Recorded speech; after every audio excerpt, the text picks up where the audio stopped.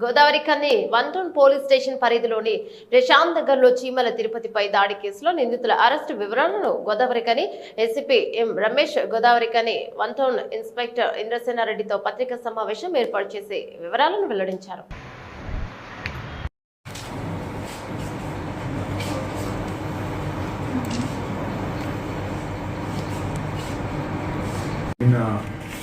గోదావరి కని 1 టౌన్ పరిధిలోని ప్రశాంత్ నగర్ కాలనీ లోపల చీమల తిరుపతి అనే వ్యక్తి మీద రాగుల రాజశేఖర్, భువనగిరి రాకేష్ అనే ఇద్దరు వ్యక్తులు కత్తులతోటి చంపడానికి ప్రయత్నం చేయడం జరిగింది.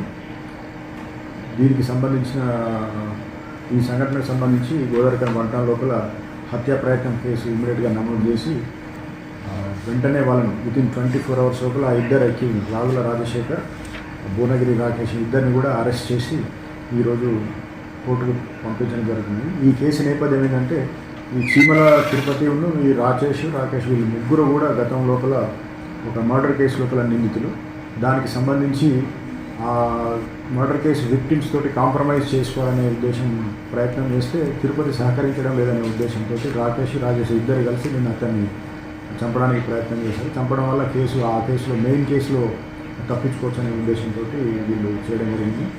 దీన్ని శాస్త్రీయంగా పరిశోధన చేసి వితిన్ 24 hours లోపల మేము వాళ్ళని పట్టుకొని సరైన ఆధారాలతో ఈరోజు కోర్టులో ప్రొడ్యూస్ చేయడం జరుగుతుంది. ఈ సందర్భంగా గోదావరి కనిలో ఉన్న వీళ్ళందరికీ దీని ఒక హెచ్చరికగా భావించి వీళ్ళందరికీ లా అండ్ ఆర్డర్ పరంగా ఎటువంటి సమస్య వచ్చినా, ఎటువంటి చిన్న ఇష్యూలు వచ్చినా సహించే క్వశ్చన్ లేదు. వాళ్ళందరికీ చట్టపరంగా చాలా కఠినమైన చర్యలు తీసుకోవడం జరుగుతుంది.